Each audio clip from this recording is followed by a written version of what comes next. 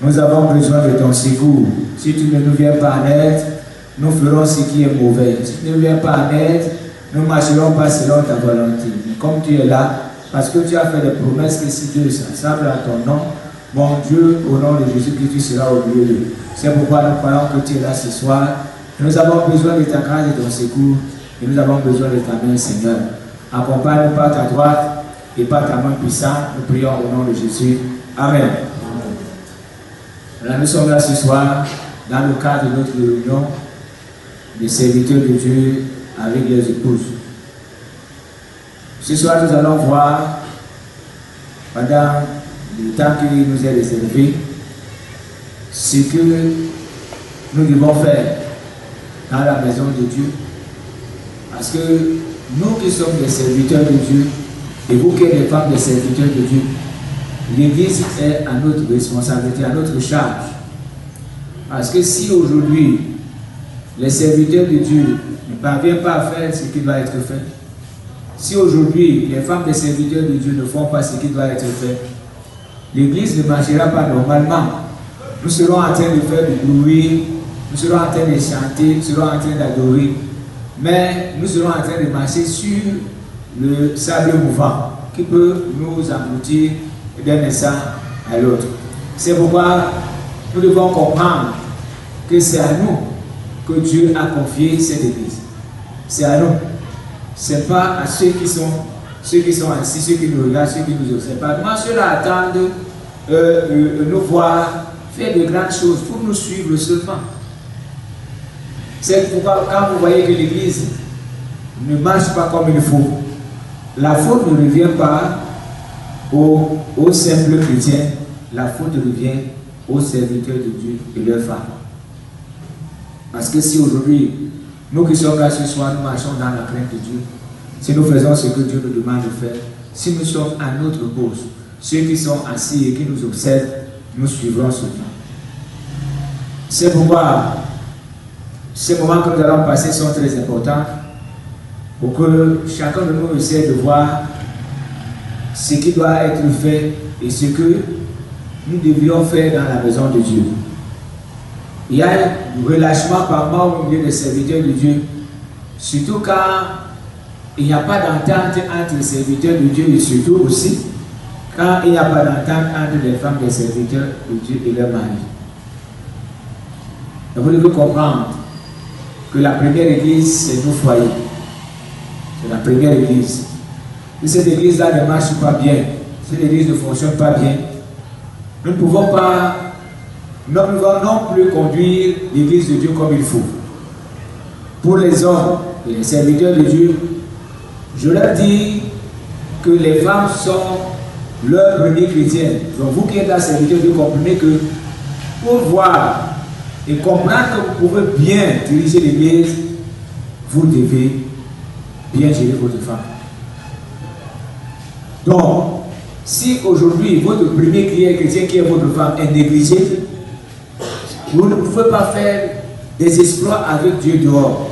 Parce que c'est à travers cette femme que vous avez que vous saurez si Dieu vous exauce. Quand elle tombera malade, vous prierez et Dieu vous exaucera. C'est à travers cette femme que vous pourrez savoir, nous faire savoir que vous mettez la parole de Dieu en pratique. Parce que quand elle va bavarder, vous allez voir que vous avez la tempérance ou pas. C'est à travers cette femme que vous pouvez savoir si vraiment vous êtes en train de grandir dans la foi. Quand vous lui demanderez de faire quelque chose, de faire le contraire, et que cela ne vous frustre pas, mais vous lui donnez les conseils pour enlever la sortie de l'enfer pour la vie éternelle, vous saurez que vous êtes en train d'avancer. Mais si aujourd'hui, les serviteurs de Dieu, par exemple, ne s'occupent pas de leurs femmes, ne prennent pas le temps d'édifier leurs femmes, ne prennent pas le temps de les enseigner, ne prennent pas le temps de prier avec elles, ils sont en train de se faire du mal. Parce qu'ils seront en train d'aiguiser une machette, je vous en supplie, je vous en supplie. Ils seront en train de faire aiguiser une machette, et cette machette les blessera demain. C'est pourquoi le serviteur de Dieu, d'abord, doit lire la parole de Dieu plus que sa femme, doit prier plus que sa femme, doit jeûner plus que sa femme. Parce que c'est à travers son caractère que sa femme copiera aussi certaines choses. Mais si nous trouvons que les serviteurs de Dieu ne parviennent pas à gêner, ne parviennent pas à prier, c'est leur femme qui les pousse. C'est comme des images j'ai reçues. La femme des serviteurs de Dieu disait que cet homme-là ne prie même pas. C'est la femme qui prie, et c'est normal, c'est pas tout à fait normal. Donc nous allons commencer par le livre de Pierre. 2 Pierre chapitre 1 verset 1 à 2. Et ça c'est Pierre, ici c'est Simon Pierre qui parle. Et Simon Pierre est serviteur et apôtre de Jésus-Christ, à ceux qui ont reçu en partage une foi du même que la nôtre, par la justice de notre Dieu et du Sauveur Jésus-Christ. Que la grâce et la paix vous soient multipliées par la connaissance de Dieu et de Jésus notre Seigneur. Un serviteur de Dieu est celui qui met à la disposition de Dieu, qui se met à la disposition de Dieu. Comprenez bien, à la disposition de Dieu pour le service. De même, quand le serviteur de Dieu se met au service, sa femme qui est sous mission doit accompagner son mari dans le ministère. Donc, si le serviteur de Dieu a été appelé, sa femme doit l'accompagner. Et comme la femme, Dieu a dit que la femme se lève, la femme doit soutenir le serviteur de Dieu qui se met à la disposition au service du Seigneur. Donc, un serviteur de Dieu est celui qui s'abandonne à Dieu pour qu'il l'utilise comme il veut. Maintenant, quand le serviteur de Dieu s'abandonne à Dieu pour qu'il l'utilise comme il veut, la femme ne doit pas être un obstacle pour lui. C'est pourquoi je vais dire aux femmes aujourd'hui, quand votre mari décide de faire quelque chose pour Dieu, il est mieux de l'encourager que de le décourager. Si votre mari dit que Dieu lui a demandé de donner de l'argent pour l'église, ne lui montrez pas les problèmes de la maison. Parce que quand vous allez le soutenir dans ce qu'il fait, Dieu bénira pas seulement votre mari, mais Dieu bénira votre couple. Parce que vous aussi, vous allez participer au ministère. Donc, le mari qui est appelé n'est pas appelé seul. Si tu es marié, tu as la femme, comprends que même Pierre allait souvent rendre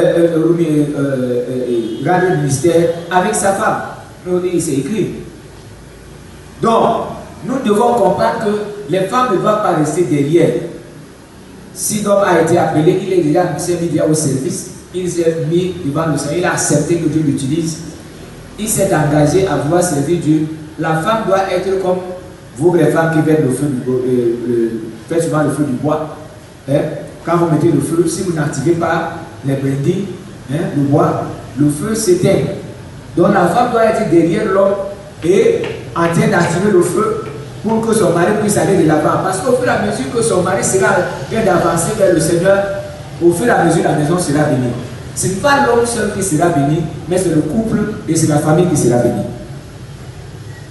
C'est pourquoi ne restez pas derrière et vous les femmes, et ne soyez pas là, pardon, ne soyez pas là pour observer seulement vos maris, voir ce qu'ils sont en train de faire. Et à la maison, vous allez commencer à les porter crier. Tu as même prêché quoi aujourd'hui? S'il n'a pas bien prêché, la faute te revient. Est-ce que tu as prié pour lui? Toi-même, tu faisais quoi là-bas dimanche aujourd'hui? S'il n'a pas fait ce qui est bien, la faute te revient. Est-ce que tu as prié pour lui? Est-ce que tu as activé le feu? Si tu n'as pas activé le feu, tu dois l'activer. Quelqu'un peut dire Amen. Amen. Alors, nous avons reçu en partage, comme le verset nous dit, une foi du même prix que les apôtres. Ça veut dire qu'aujourd'hui, c'est notre manque de foi qui nous amène à ne pas faire ce que les apôtres ont fait hier. Donc, nous devons connaître Dieu. Le serviteur de Dieu doit connaître Dieu. La femme du serviteur de Dieu doit connaître Dieu. Parce que si la femme du serviteur de Dieu ne fait rien, et attend seulement que c'est son mari qui pousse les enfants à payer, c'est son mari qui demande aux enfants d'aller à l'école dimanche. Si le mari n'est plus là, il n'y aura plus de prière à la maison. Il n'y aura plus d'intercession. Et la famille ne pourra même plus se rassembler pour prier pour ce mari qui a voyagé. C'est pourquoi la femme doit être active, même quand son mari est là.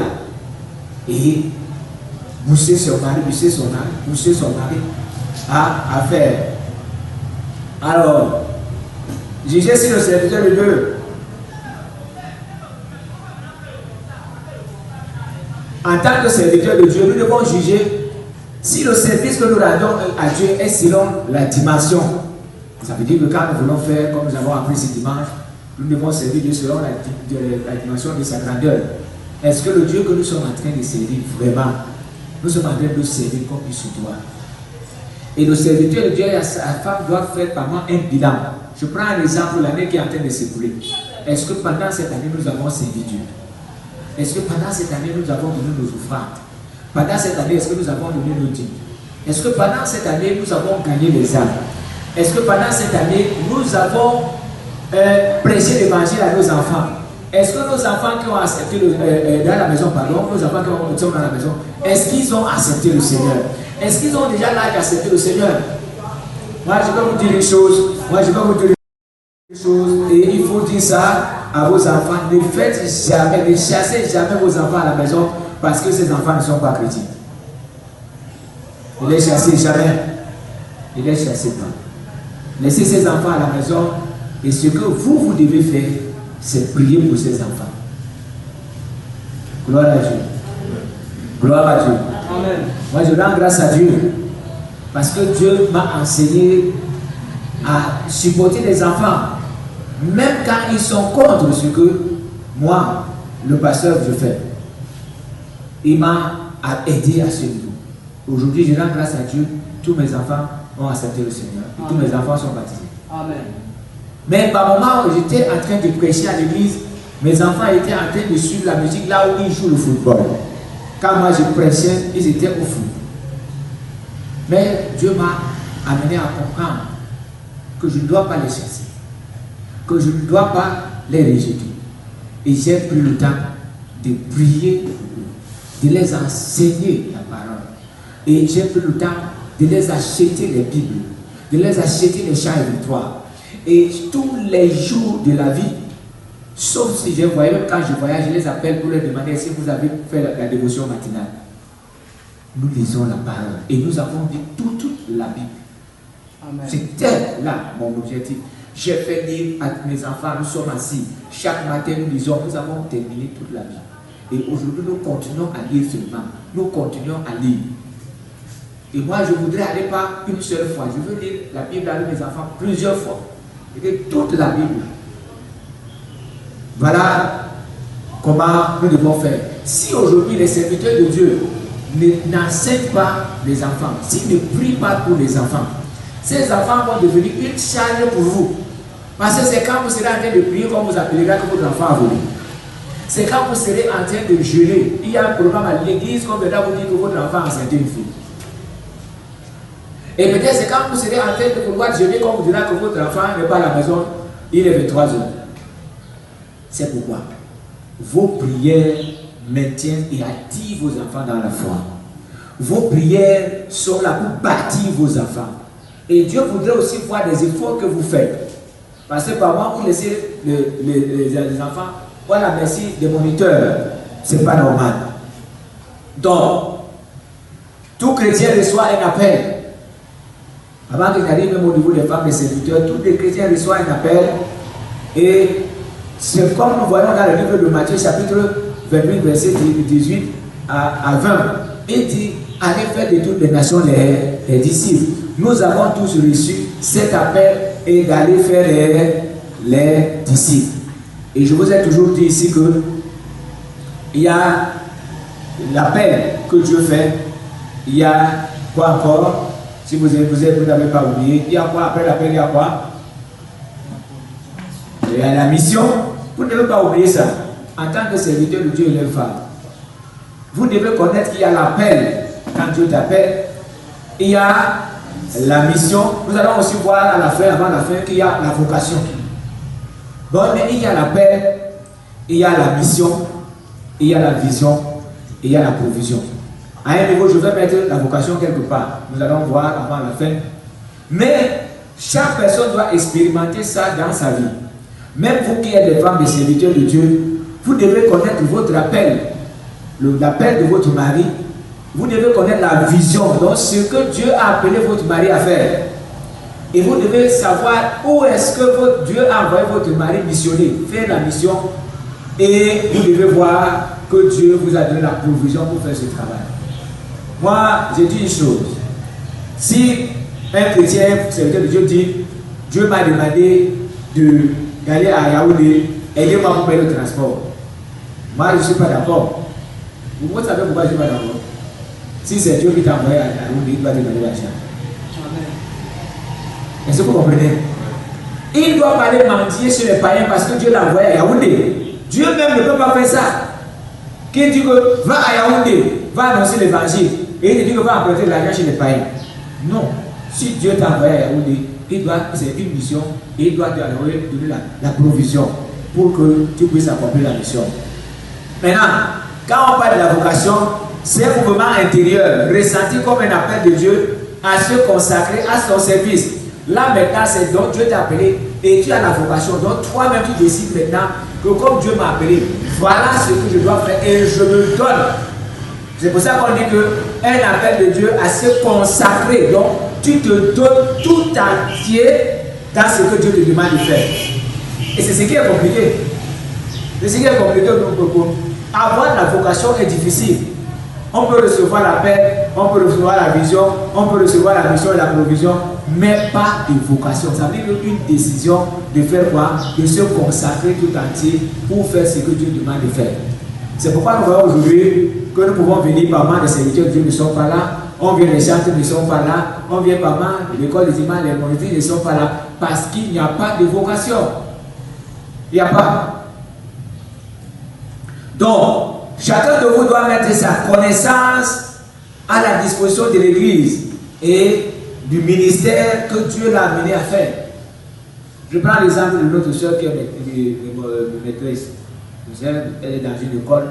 Normalement, dans cette école, l'école de dimanche, tu devais être celle qui motive les autres parce que toi, tu as appris à enseigner. Les autres qui sont là peuvent être utilisés par le Saint-Esprit. Mais maintenant, toi, tu as deux choses. Tu as non seulement le Saint-Esprit, mais tu as aussi de l'expérience. Donc, dans l'église, tu devais utiliser ce don-là pour que les enfants de l'école de dimanche, avec la manière qu'on vous a appris à faire la pédagogie, nous devons amener les enfants à inculquer la Bible dans la tête des enfants. C'est la même chose avec vous tous. Chacun de vous, je prends l'exemple de Basile, qui est staffeur. Là, cette église devait avoir le staff partout. Il devait faire la pression à l'église en disant que je veux qu'on mette le staff ici. Ceux qui sont des maçons, ils devaient faire la pression. D'ici que nous allons commencer la construction, ils doivent nous faire la pression parce qu'ils ont de la... Ils sont en train de bâtir les maisons pour les païens. Les gens qui ne connaissent pas Dieu. Ils doivent venir dans l'église avec cette expérience maintenant et mettre cette expérience, peut-être c'est ceux-là qui seront les salaires pour bâtir le temple que Dieu nous a accordé.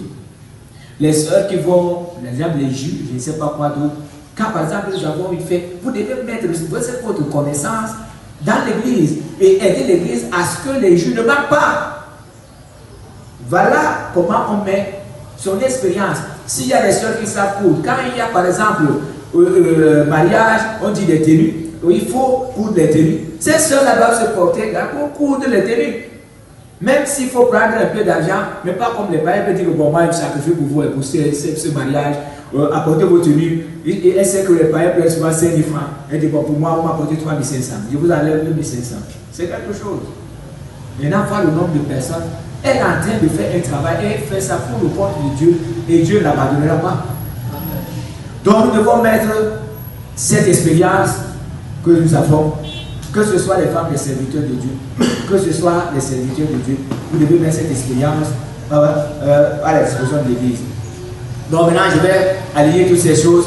Il y a l'appel, il y a la vocation, donc la manière de se donner des causes sont consacrées pour faire l'œuvre de Dieu. Et maintenant, il y a la formation. Alléluia. Là maintenant, c'est une autre chose, il y a la formation. Maintenant, dans la formation, il y a la formation qui vient comme ça de Dieu, et c'est la plus efficace. Mais il y a aussi la formation des hommes. On ne doit pas négliger ça. Quand c'est le Saint-Esprit qui te met à te former, et te former dans la profondeur, les hommes sont limités. Donc, nous ne devons pas éviter la formation des hommes. Nous devons accepter la formation de Dieu, mais accepter aussi la formation des hommes. Les hommes que Dieu peut utiliser pour pouvoir vous aider. Et ensuite, il y a la pratique. Parce que si vous avez l'appel, vous avez la vision, vous avez la mission, vous avez la provision, vous avez la vocation, vous avez la formation. Si vous ne pratiquez pas, vous êtes nul. Donc vous pouvez allier ces choses. Allons-y, vous pouvez le prendre. Il y a l'appel. Oui, non, je voudrais que vous alliez les allier comme je veux vous le dire maintenant. Et il y a l'appel, il y a la vision, il y a la mission, et il y a la provision, il y a la vocation, il y a la formation, donc celle des hommes et celle de Dieu, et il y a la pratique. Je le prends. L'appel, la vision, la mission, la provision, et il y a la formation. Vous pouvez même mettre la vocation là, avant la provision. La vocation, la formation, entre parenthèses, celle des hommes et celle de Dieu. Et la pratique. Parce que la pratique doit suivre.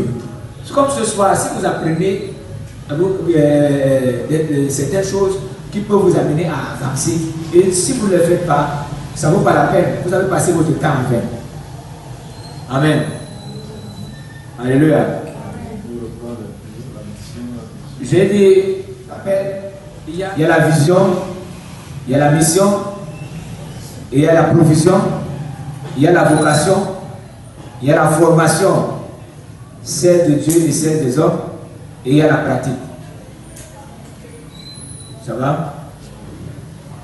Donc, je vais vous parler un peu de la formation.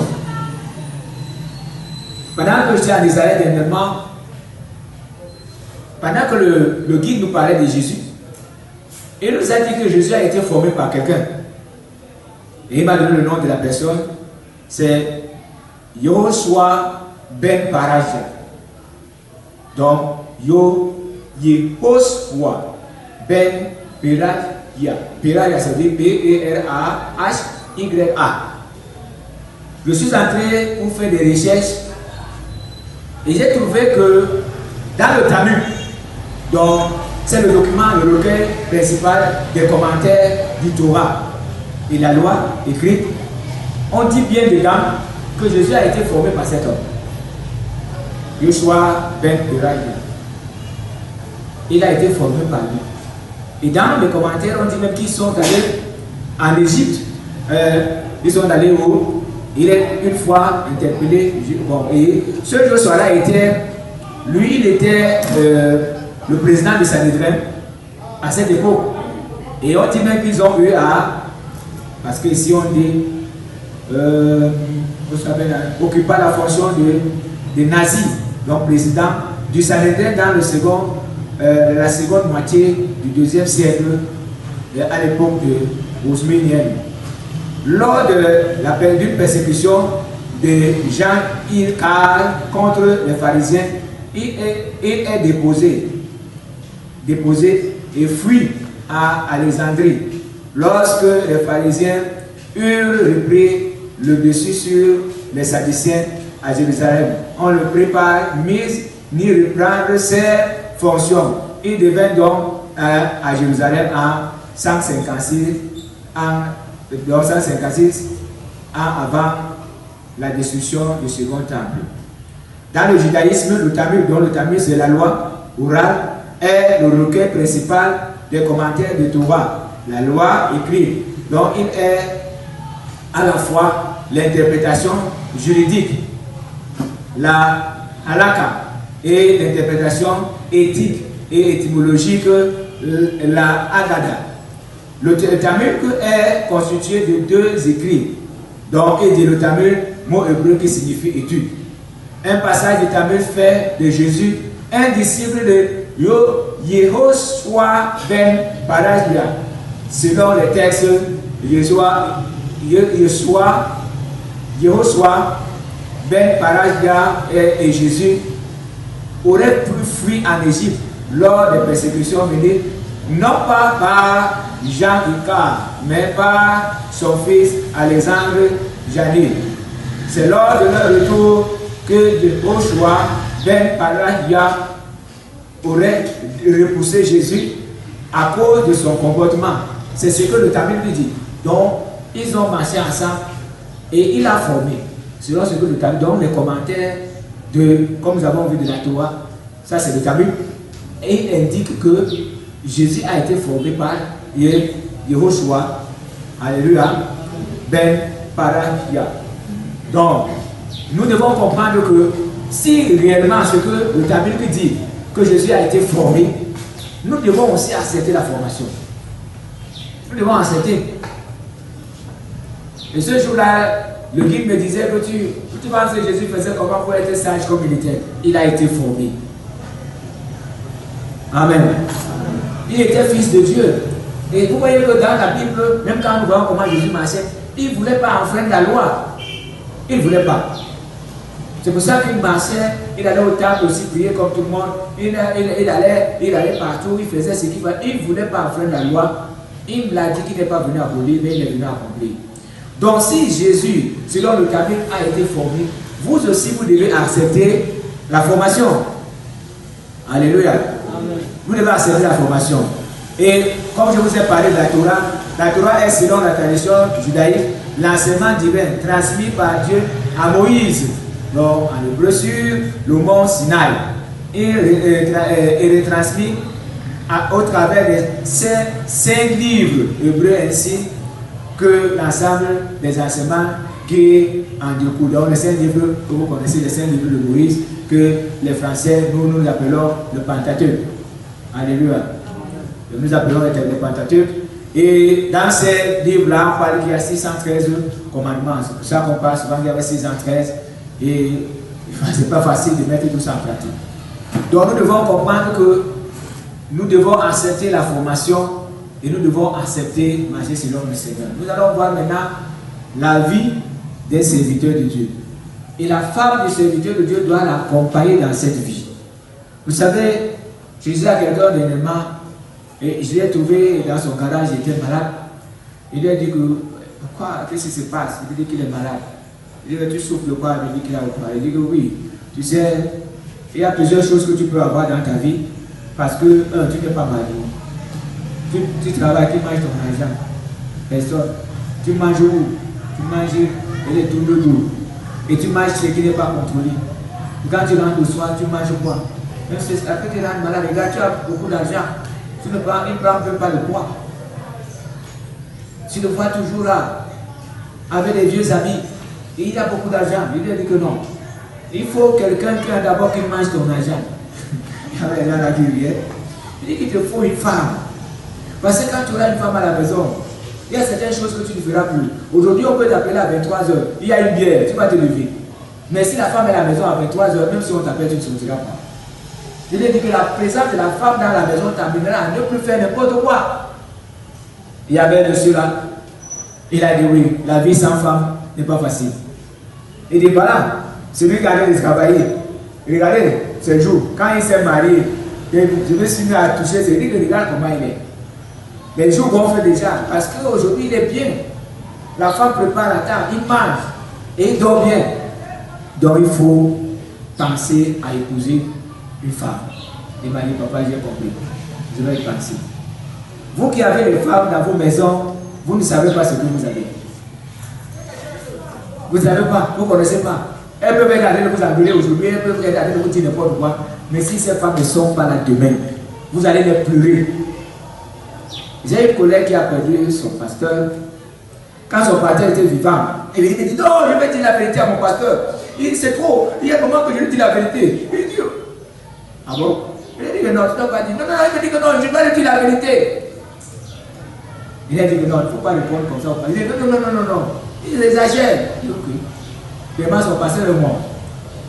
Elle a fait oh, mon pasteur. Quand elle est venue, au lieu de servir, elle a dit que maintenant tu pleures ton pasteur. Hein. Tu verras encore. Dans la suite, tu diras la vérité. Elle était dépassée. Tu vas dire encore la vérité au pasteur. C'est aujourd'hui que tu sauras que ce pasteur a été utile pour toi. Elle pleure aujourd'hui. Elle a perdu son pasteur. C'est maintenant qu'elle voit qu'elle a perdu quelqu'un. Vous ne connaissez pas ce que vous avez à côté de vous. S'il fallait faire un test, c'est que vous allez demander à Dieu de faire revenir la femme que vous avez. Mais comme aujourd'hui elle est là, vous pensez qu'elle est là, elle vous dérange, elle est mal nécessaire, elle est... Faites seulement essayer de l'envoyer Même si elle voyage, elle va chez son père pendant un mois, c'est pas grave. C'est pas ça parce qu'elle va t'appeler au téléphone, vous allez causer. Elle peut te dire quelque chose qui te console. Mais si on vous dit aujourd'hui que votre femme doit mourir demain, vous pouvez accepter. Mais quand elle ne sera plus là, vous allez pleurer cette femme-là. C'est pourquoi la vie d'un serviteur de Dieu commence d'abord, par son propre comportement et par le comportement avec la femme qu'il a. De même, la femme d'un serviteur de Dieu ne doit pas être un obstacle pour son mari, pour l'œuvre. Je prends un exemple, nous sommes en train de parler, je suis en train de parler aujourd'hui. Si après, tu arrives à la maison, au lieu de regarder ce que j'ai parlé pour toi, tu commences à enlacer ton mari et tu as dit ce que le pasteur a dit. Tu ne fais jamais ça à la maison. Fais d'abord ta part. Fais d'abord ta part. Cesse de reprocher ton mari. Quand tu feras ta part, ton mari aussi fera sa part. Mais si aujourd'hui tu prends seulement la part qu'on a dit à ton mari, c'est ce que tu notes. Ou que à la maison tu as appris ce que le pasteur a dit. Ne fais plus ça. Non. Commence d'abord à faire ta part. Tu ne dois pas être un obstacle pour l'œuvre que ton mari fait. Tu ne dois pas.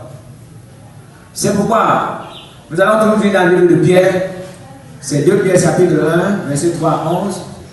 Comme sa divine puissance nous a donné tout ce qui contribue à la vie et à la piété, au moyen de la connaissance de celui qui nous a appelés par sa propre gloire et par sa vertu, lesquels nous assurent de sa part les plus grandes et les plus précieuses promesses, afin que par elles nous devenions participants de la nature divine et en fuyant la corruption qui existe dans le monde par cause de cela même, faites tous vos efforts pour joindre à votre foi la vertu, à la foi la science, à la science la tempérance, à la tempérance la patience, à la patience la piété, à la piété l'amour fraternel, à l'amour fraternel la charité. Car si ces choses sont en vous et ils sont avec abondance, elles ne vous laisseront point oisifs. Alléluia. Oisifs, ni stériles pour la connaissance de notre Seigneur Jésus-Christ. Mais celui en qui ces choses ne sont point est aveugle et ne voit pas de loin. Et il a mis en oubli la purification de ses anciens péchés. C'est pourquoi, frères, appliquez-vous d'autant plus à affermir votre vocation. Alléluia, la vocation revient, et votre élection. Car en faisant cela, vous ne blanchirez plus jamais. C'est ainsi, en effet, que l'entrée dans le royaume éternel de notre Seigneur et Sauveur Jésus-Christ vous sera pleinement accordée. Quelqu'un peut dire Amen. Amen. Nous allons voir ces choses en détail. Gloire à Dieu. Amen. Je vais commencer par le verset 2 Pierre 1, verset 5. À cause de cela, faites tous vos efforts pour joindre à votre foi la vertu, à la foi la science, à la fiance la tempérance, à la tempérance la science, à la patience la piété, et à la piété l'amour fraternel, à l'amour fraternel la charité. Frère, notre problème est dans ce chapitre.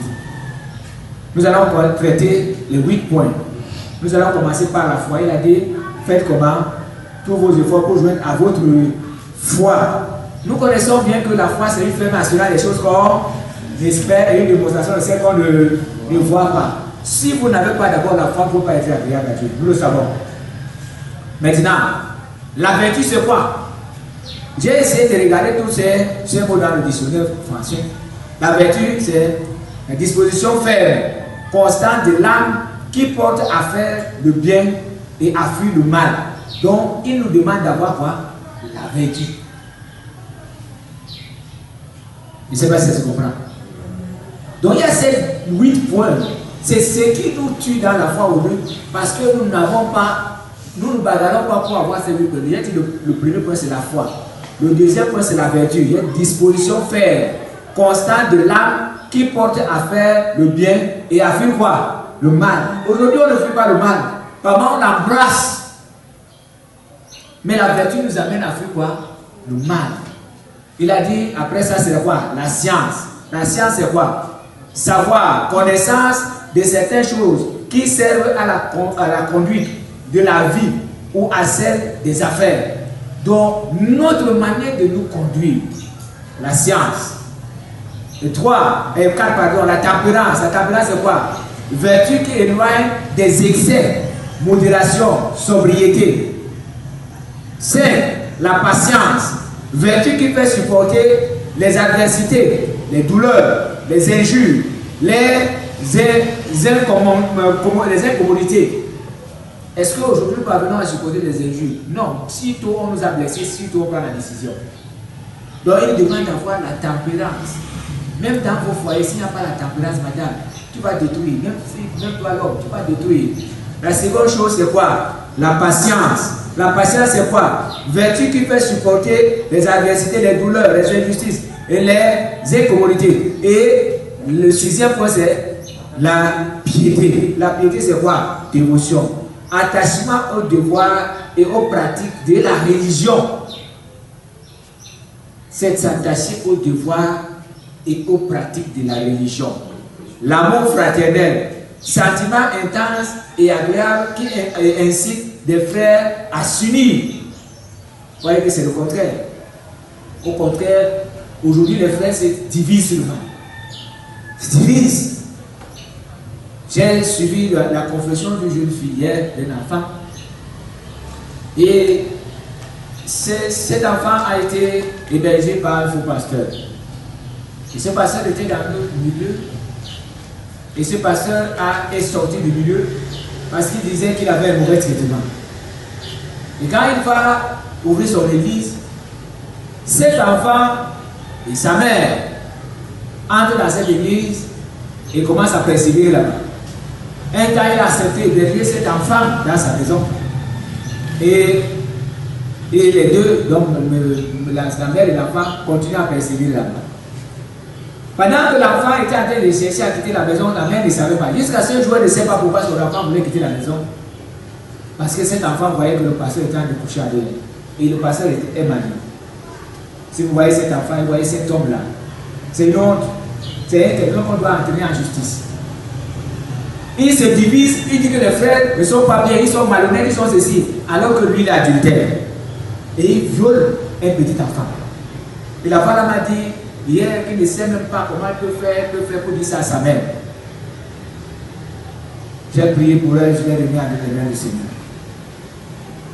Et c'est comme ça que nous voyons que ceux qui se disent, la Bible dit que celui qui se met à l'écart cherche son propre intérêt. Même dans les foyers, quand tu te mets déjà à l'écart, comprends que tu cherches ton propre intérêt. Même dans l'église, quand vous vous mettez à l'écart, vous ne pouvez pas faire ce qui est dit. Vous cherchez votre propre, ce n'est pas l'intérêt de Dieu. Si vous cherchez l'intérêt de Dieu, vous le savez dans le groupe. Vous ne sortez pas. Celui-là voulait montrer qu'il était un bon pasteur, parce que les autres ne prennent pas soin de lui, il est. Et pourtant, c'est quelqu'un qui viole les petites filles. C'est-à-dire que si vous voyez l'enfant là, c'est son enfant, je pense que même le 3e ou le 4e enfant. Et il a violé la fille. La fille me dit qu'elle a résisté. Après un jour, elle était fatiguée et le gars aussi. Et je ne sais pas pourquoi elle n'a pas crié. Donc aujourd'hui, la division que nous apportons n'est pas une bonne chose. Par contre, quand on accepte la division, le diable utilise celui qui est dans la division pour devenir plus pire que ceux qui veulent laisser. Donc nous devons avoir cet amour fraternel. Et la charité, c'est quoi? Amour que l'on ressent pour Dieu, pour le bien et pour son prochain. Voilà ces 8 choses que Paul vient à nous dire de manière d'avoir. Si nous n'avons pas ces choses-là, frère, nous avons des problèmes dans l'église. Je commence par la foi, la vertu, la science, la tempérance, la patience, la piété, l'amour fraternel, la charité. Alléluia. Alléluia. Quand Dieu donne un commandement, frère, ce que nous devons faire, nous devons mettre ça en pratique, sans réfléchir. En hébreu, on dit, tu fais, après tu comprendras. C'est comme ça que les Hébreux disent. Si Dieu a dit de faire quelque chose, on fait d'abord. Les Hébreux disent que si Dieu a dit faire, après tu comprendras. C'est ce que nous devons faire dans l'église. Si nous le faisons dans l'église, nous aurons moins de problèmes. Que Dieu nous a demandé de faire. Par exemple, un serviteur Dieu demande de faire. On fait quand même. Mais après, on comprendra.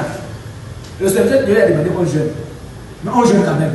Même si on n'a pas compris, mais on jeûne. À la fin, on sera pour voir la chose. Si Dieu vous a demandé de faire quelque chose, N'allez pas demander des conseils. Parce que pendant que vous allez demander des conseils aux gens, et si Dieu te parle, il faut donner ceci. Tu vas trouver quelqu'un qui ne comprend même pas ce que tu dis et il te donne un mauvais conseil. C'est pourquoi quand Dieu t'a dit, fais d'abord. Si c'est quelque chose que tu as demandé de prendre et de donner à l'église, prends d'abord, donne. C'est après que tu vas comprendre. Si c'est une action qui demande de faire, fais d'abord l'action, après tu comprendras. Retiens ça ce soir, que les Hébreux disent quoi? Fais d'abord et après tu comprendras. Si Dieu te demande de faire quelque chose, tu fais d'abord et après tu comprendras. Donc aujourd'hui nous avons tellement de questions. Oh, est-ce que vraiment ce que Dieu a dit est comment? Nous sommes toujours dans la vie du serviteur de Dieu. Dans le livre de 2 Pierre 1:8, et c'est toujours le même verset, dit car si ces choses sont en vous et ils sont avec abondance, elles ne vous laisseront pas comment? Point oisif, ni stérile pour la connaissance de notre Seigneur Jésus. Si vous avez tout ce que nous avons cité, vous serez dans l'abondance de la connaissance de Dieu. Et le verset 9 dit quoi? Mais celui qui, en qui ces choses ne sont point, est aveugle et ne voit point, et ne voit pas de loin. Et il a mis en oubli la purification de ses anciens péchés. 10. C'est pourquoi, frère, appliquez-vous d'autant plus à affermir votre vocation. Affermir quoi? Votre vocation. Dans la manière que vous décidez de servir Dieu. Même si les autres ont laissé, même si les autres ont abandonné, vous continuez à servir Dieu. Parce que vous savez là où vous allez. Si aujourd'hui on vous dit, demande d'aller à Dokoti, vous avez un groupe de personnes, il y a certains qui ne connaissent même pas la surtout la route de Dokoti. Ceux-là prennent la direction de Massogo, il y a 50 personnes qui font la direction de Massogo, 3 personnes qui font la direction de Dokoti. Vous allez prendre la direction de Massogo, vous qui connaissez le chemin. Non. Vous allez prendre la direction de Dokoti parce que vous connaissez le chemin. Quand Dieu vous parle, parfois le pasteur ne connaît pas ce qu'il vous a dit. Et maintenant, si Dieu vous a demandé de faire quelque chose, faites ce que Dieu vous a demandé de faire. Faites ça. Parce que le pasteur n'est même pas au courant. Parfois, il vous parle, le pasteur n'est pas au courant. Il n'est pas au courant. Donc, c'est pourquoi, frère, appliquez-vous d'autant plus à affermir votre vocation. Donc, votre décision de marcher avec Dieu, votre décision de faire la volonté de Dieu à l'école, votre décision de faire la volonté de Dieu et dans le service de Dieu, votre décision de faire la volonté, je ne sais pas où vous êtes en train de travailler. Gloire à Dieu. Donc, c'est ça. Maintenant, nous allons voir dans la Bible les conditions que Paul a données à Tite pour que les gens travaillent, pour que parce que Tite devait faire quoi? Il devait choisir les anciens dans l'église. Il a donné les conditions dans le livre de Tite chapitre 1, verset 5 à 9. Nous verrons, je vous l'avais dit à mes enfants, quand ils étaient en train de faire le désordre, je leur ai dit que je ne dois pas être pasteur. Ils m'ont dit pourquoi. C'était un matin. Je leur ai dit, j'ai dit le verset qui dit que celui qui doit être, normalement doit tenir sa maison et ses enfants dans une parfaite soumission. Je leur ai dit que non, avec ce que vous faites, je dois arrêter d'enseigner les gens. Je dois arrêter de faire ceci, je dois arrêter. Il y a certains pasteurs qui, les serviteurs de Dieu, qui prennent tellement de temps pour édifier les gens dehors, mais qui n'édifient pas leur propre maison. Ils peuvent rester là pour chercher les messages pendant une semaine pour édifier l'église. Mais ils sont incapables de rester pendant 1 heure de temps pour chercher les messages pour édifier leur maison. C'est mauvais. Voilà alors les conditions que Paul a données à Timothée. Pardon. Je t'ai laissé à Crète afin que tu mettes en ordre ce qui reste à régler et que selon mes instructions, tu établisses des anciens dans chaque ville. S'il s'y trouve quelques hommes irréprochables, mariés d'une seule femme, ayant des enfants fidèles, qui ne soient ni accusés de débauche, ni rebelles. Car il faut que le verbe soit irréprochable, comme économe de Dieu, qu'il ne soit ni arrogant, ni colère, ni adonné au vin, ni violent, ni porté à un gain sorti, mais qu'il soit hospitalier, ami des gens de bien, modéré, juste, sec, tempérant, attaché à la vraie parole telle qu'elle a été enseignée, afin d'être capable d'exhorter selon la sainte doctrine et de refuser les contradictions. Nous avons suivi les conseils. Nous pouvons reprendre. Il dirait après, bon, afin que tu mettes en ordre et que les arrivé. Et que selon les instructions, tu établisses les anciens dans chaque ville. Et s'il trouve quelques hommes, comment? Irréprochables. Ça veut dire que les frères que l'Église a jugé, et les frères sont sans reproche. Je prends l'exemple de notre frère Joseph. Joseph, en ce qui concerne la présence au culte, il est sans reproche. Moi, quand on ne voit pas Joseph, on se pose la question de Joseph. Parce que régulièrement, il est à sa place. C'est un exemple que je prends. Il y a plusieurs parmi nous aussi qui le font, qui sont à l'église régulièrement. Mais quand on ne le voit pas par moi, je dis qu'il a des problèmes. Gloire à Dieu. Maintenant, s'il fallait choisir quelqu'un qui est régulier, on dit que bon, c'est lui qui a 99% régulier à l'église. Choisissons quelqu'un. Je suis très sûr que plusieurs parmi vous choisirez Joseph. C'était comme ça, l'élection. Ça veut dire qu'on devait choisir des gens. Et c'est l'église qui devait voir, l'éthique devait voir avec l'église, ah, tel est irréprochable. Et on devait le marier. Il dit marier d'une seule femme, ayant des enfants comment? Fidèles. Voilà le verset. Ayant des enfants fidèles. Et qu'il ne soit comment? Ni accusé de quoi? De débauche, ni quoi? Donc, l'élection de quelqu'un qui va servir Dieu dépendait aussi de la vie de ses enfants. Pourquoi? C'est parce que ce que je vous ai dit ici, que si vous ne parvenez pas à maîtriser votre maison, il sera difficile de maîtriser l'église. C'est pourquoi nous devons exercer, même pour qui n'avez pas d'enfant aujourd'hui. Priez vraiment Dieu quand Dieu va vous donner l'enfant. Quand l'enfant commence à dire B, 3, 4, quand il commence à parler, commencez à lui parler de Jésus. Commencez à lui montrer comment il va prier. Parce que quand vous serez en train de mouler cet enfant étant bébé, il va grandir avec cette vie. Même si vous n'êtes pas là demain, cet enfant peut continuer la foi. Alléluia. Amen. Donc l'élection des enfants, des serviteurs, dépend aussi de la vie des enfants. C'est pourquoi, frère, ne soyez jamais contents de venir à l'église et laisser vos enfants à la maison. Ça joue sur votre foi. Vous qui avez des enfants qui doivent aller à l'école dimanche, chassez-les le dimanche matin. Chassez-les. Envoyez-les à l'école de dimanche. Vous serez en train de sceller. En dehors de ce que vous donnez aux enfants, les enfants seront en train d'apprendre aussi ici à l'église. Voyez vos enfants à l'école de dimanche. Et par moi, quand ils rentrent, demandez à ces enfants ce qu'ils ont appris. Et je dis encore que si vous êtes dans la maison de Dieu, que vous ne savez pas la bénédiction de Dieu vous accompagner, c'est encore une mauvaise chose. Ce que Dieu a promis dans sa parole n'est pas pour les païens, c'est à nous, les enfants de Dieu. Amen. C'est à nous. Vous devez avoir du travail, vous devez avoir des enfants. Et c'est vous qui devez dire à Dieu assez. Moi, je suis passé par là.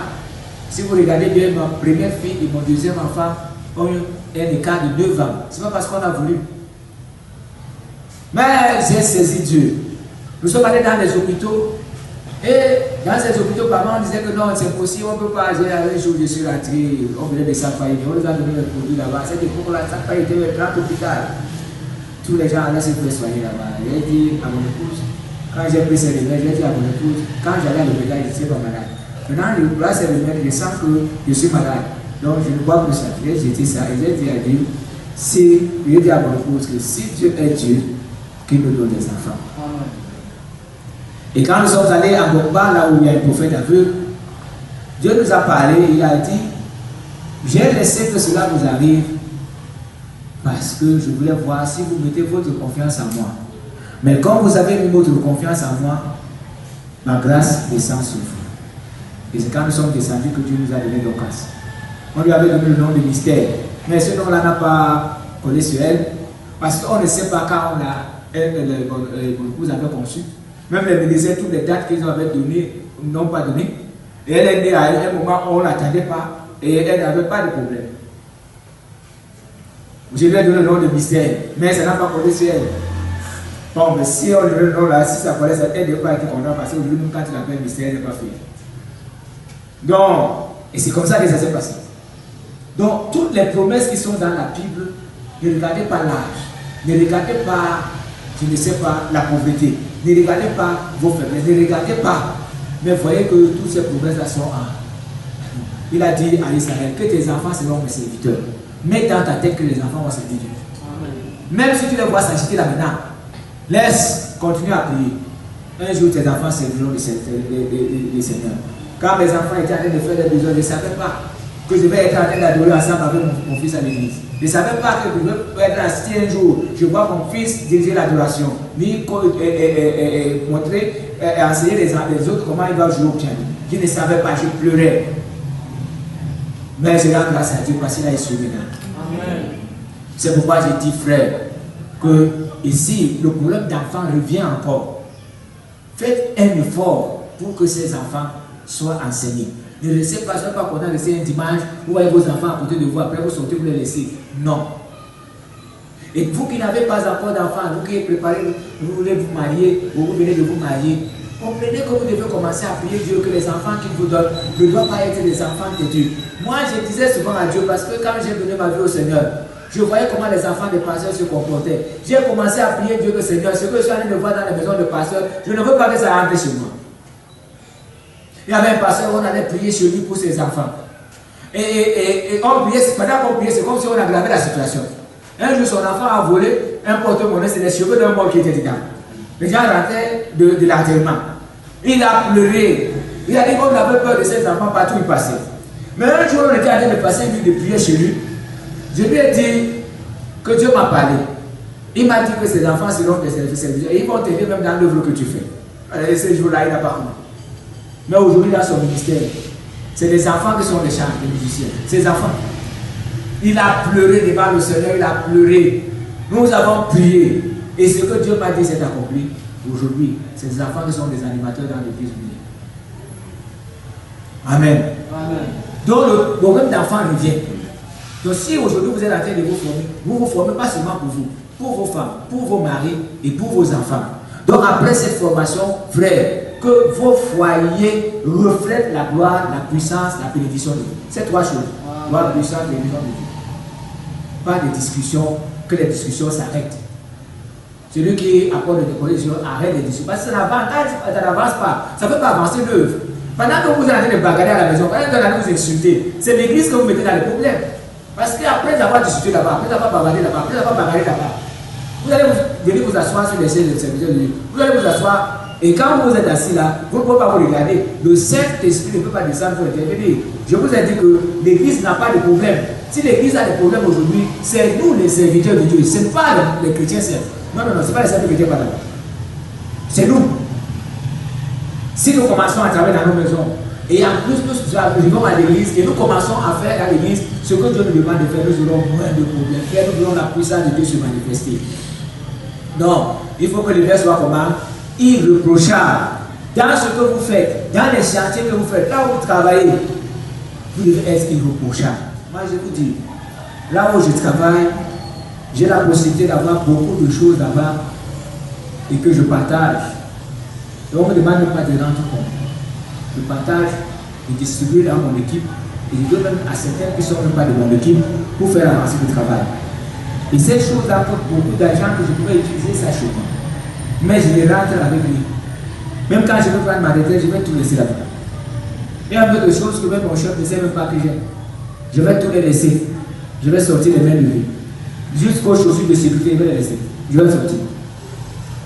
Je ne veux pas prendre quelque chose qui va percer ma bouche. Non, je ne veux pas. Je ne veux pas prendre quelque chose qui va percer ma bouche. Je ne veux pas. C'est comme ça. Donc, nous devons être des économes de Dieu.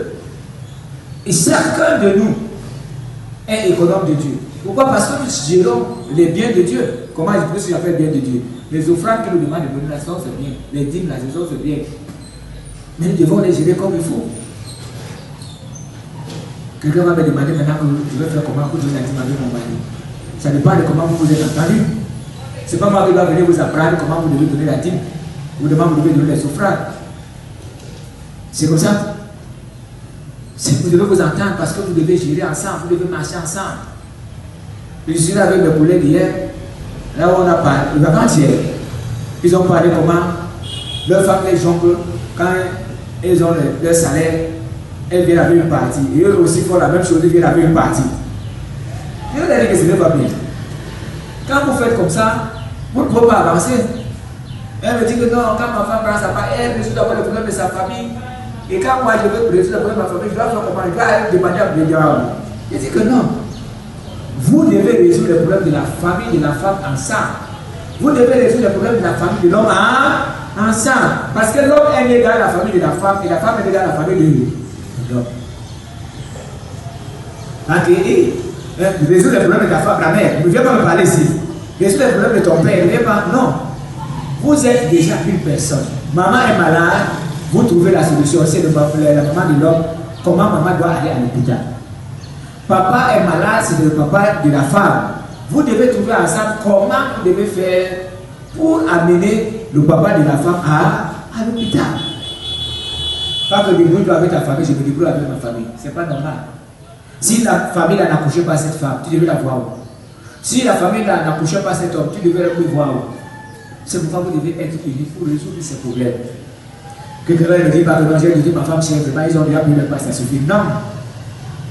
Tu peux payer la manière qu'on a entretenu ta femme pendant toutes les années avant que tu la vois. Tu ne peux pas payer ça. On a dépensé des millions que tu ne peux même pas rembourser. Donc, nous sommes des économes de Dieu. Qu'ils ne soient ni arrogants, par exemple, quand ta femme veut parler, laisse-moi tranquille. L'homme veut te parler, l'arrogance, toujours colérique, et ni colère. Nous devons chasser ça, ni colère, ni à donner au verbe. Je pense que vous ne vivez pas. Mais si vous pouvez vraiment pour voir ça. Ni violent, ni porté à une guerre sordide. Les gens qui font, il y a certains serviteurs de Dieu qui vont encore faire ceci aujourd'hui, ils vont prier sur les malades et ils demandent qu'on leur donne l'argent. Je disais à une sœur hier que les gens ne sont pas sages. Dans l'œuvre de Dieu, ne mets pas l'argent devant. Si tu es là, tu pries pour avoir l'argent te fuira, tu auras les miettes. Mais apprends à faire des choses gratuitement. Apprends à faire des choses gratuitement. Et là, la main de Dieu t'accompagnera, la bénédiction de Dieu t'accompagnera. Si tu es là pour prendre les gains sordides, les gains déshonnêtes, ce n'est pas bien. Parce que quand tu pars, tu passes. Moi, j'allais dans des églises par moment où je marchais à pied. Je me rappelle un jour, je suis allé dans une autre église de notre église à Jacouma. C'est les jeunes qui avaient un séminaire. J'ai prêché ce jour-là, j'ai parlé. Et ce jour-là, l'argent est entré. Là, le tronc avait beaucoup d'argent. Les pieds. Quand il a dit au frère que je m'en vais, ils m'ont dit que le Seigneur te bénisse en main. Je suis commencé à marcher. Ce jour-là, mon épouse m'avait donné 1000 francs. Et dans les 1000 francs, je pense que je vais dépenser, je ne sais pas combien, mais je me rappelle seulement qu'il me restait 100 francs. Je ne sais pas les valeurs dépenser. Maintenant, il me restait 100 francs. Je ne veux pas avoir le problème avec mon épouse parce qu'elle m'a donné ça de tout son cœur. Je ne dois pas dépenser son argent. Il me restait seulement 100 francs. Et je ne peux pas prendre le taxi de Jacouma, Péter 14 avec 100 francs. J'ai commencé, je suis sorti, je me suis mis à réfléchir. J'ai vu mon marché à pied, ça fait 12 et prendre un taxi à 100 francs. J'ai commencé à marcher à pied. Je peux arriver au rail. Parmi quand je trouvais quelqu'un en route qui prenait la même direction que moi, je m'étais allé parler de Jésus. À pied. Je suis arrivé à Pécadouz, fatigué. Et j'ai emprunté un taxi à 100 francs pour me laisser à 14. Aujourd'hui, frère, quand je vais quelque part pour prêcher, je vais avec une voiture. Voyez comment je fais. Et quand je vais avec la voiture, qu'on me donne l'argent ou qu'on me donne pas, je rentre avec ma voiture et je garde devant ma porte. Voilà la grâce que Dieu m'a faite. Mais aujourd'hui, je ne rentre pas sans l'argent de transport là où je vais. Il y a des moments où je vais dans les églises où les pasteurs disent qu'il n'y a pas l'argent. Je finis de prêcher. C'est les mêmes chrétiens qui disent qu'ils n'ont pas l'argent qui me prennent le transport, qui viennent me serrer la main avec les biens. Je ne demande pas. Ah, et pourtant, les pasteurs qui sont dans les églises, les chrétiens n'ont pas l'argent. Et ils sont là, ils disent qu'ils n'ont pas l'argent. Mais moi, j'ai terminé de prêcher, on vient me serrer la main. Là, c'est ton carburant. Ton carburant, fais du carburant. C'est pour ça que moi, je veux vous dire une chose. Ne mettez pas l'argent devant l'œuvre. Même si votre mari c'est le Seigneur et qu'il vous dit qu'on ne donne même pas l'argent de transport pour l'œuvre, ne l'intoxique pas. Encouragez-le. Parce que demain, quand Dieu vous bénira, cela sera comme un témoignage pour vous. J'ai causé avec le vieux papa Sonna. Il me dit que le premier argent qu'on lui avait donné à l'église, c'était 150.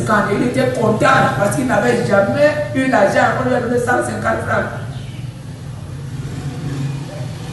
Donc, nous devons être hospitaliers, amis des gens de bien.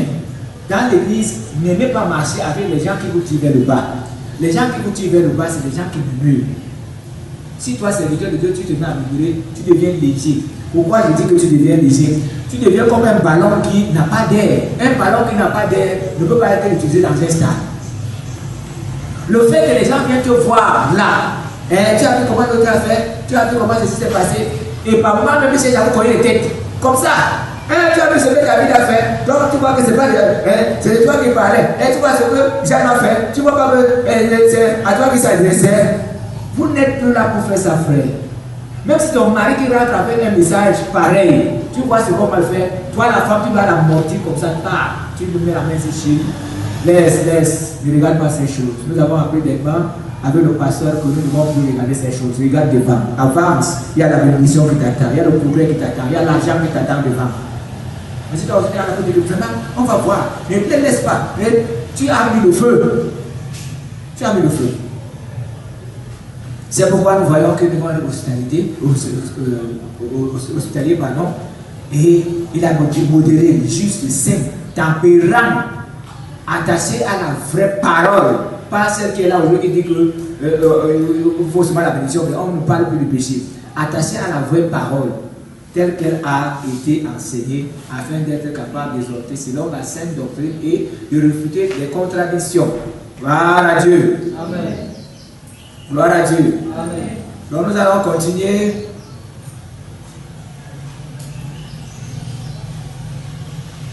Encore. Dans Tite chapitre 3, verset 8 à 11. Tite 3, 8 à 11. Cette parole est certaine et je veux que tu affirmes ces choses afin que ceux qui ont cru en Dieu s'appliquent à pratiquer de bonnes œuvres. Voilà ce qui est bon et utile aux hommes. Mais évite les discussions folles, les généalogies, les querelles, les disputes, les relatives à la loi, car elles sont inutiles et vaines. Éloigne-toi après un premier et un second avertissement, celui qui provoque des divisions, sachant qu'un homme de cette espèce est perverti et qui pêche en se condamnant lui-même. La Bible dit, ceux qui ont cru en Dieu s'appliquent à faire quoi? À pratiquer de bonnes œuvres. Vous voyez qu'aujourd'hui les bonnes œuvres sont arrêtées. Pourquoi? Parce que quand on est frustré, on ne peut rien faire. Tu es venu dans la foi avec qui? Tu es né dans la foi avec quelqu'un. Tu es venu dans le monde avec quelqu'un. Vous avez la même vocation. Vous avez le même appel. Et quand, par exemple, les gens refusent de faire les choses, toi tu refuses de faire. Non. Vous n'êtes pas venu le même jour. Vous n'êtes pas venu le même jour. Nous devons apprendre à faire les bonnes choses. Si vous êtes habitué, vous avez décidé de donner, offrir une amour à l'église. Même si on vous a énervé à l'église, vous ne donnez pas l'amour à quelqu'un, vous donnez l'amour à Dieu. Dieu vous a énervé. Hein? Est-ce que Dieu vous a énervé? Mais pourquoi vous prenez souvent les décisions? Parce que vous êtes fâché. À l'église, vous ne voulez plus faire les bonnes choses. Dieu ne vous a pas énervé. C'est adjoint à un homme. C'est pour ça que même s'il faut venir ici, il y a certaines personnes qui viennent par moi ici, donner les simples jours, j'ai été dedans. Moi, je les encourage. Je les encourage ceux-là. C'est ceux-là qui sont en train de dire que je donne à Dieu. Ils savent que Dieu est ici à tout moment, ils peuvent venir nous donner leur dîme. Donc, ne soyez pas là pour prendre de fausses décisions. On a fait comme ça, tu as décidé d'offrir une amour à l'église. Même si le jour est passé, tu arrives comme si c'est de toi que le pasteur passe même. Je vois là que jamais toi là, tu as un mauvais cœur, tu as ceci, toi tu es comme ça. Alors que tu as préparé que tu vas donner à moi le jour là. C'est le jour là que tu vas te lever et me dire que Alléluia, Amen. J'ai décidé d'offrir quelque chose à Dieu aujourd'hui. Mais je vais lui donner ça. Parce que comme il a parlé là, je vais rentrer avec. Ça veut dire que tu voulais donner au pasteur. Oui. Si la soeur voulait décider un jour que non, j'ai décidé vraiment de faire un don à Dieu, aujourd'hui je vais acheter des micros. Elle met peut-être 50 000 dans la vie. C'est le jour là qu'elle vient ici. Et je reprends la soeur qu'elle ne vient pas à l'école de dimanche. Pourquoi je n'ai pas venu? Une enseignante comme toi. Il ne faut pas qu'elle dise que vraiment le pasteur m'a énervé. J'ai prévu de donner 50 000 pour les micros. Je ne donne plus ça.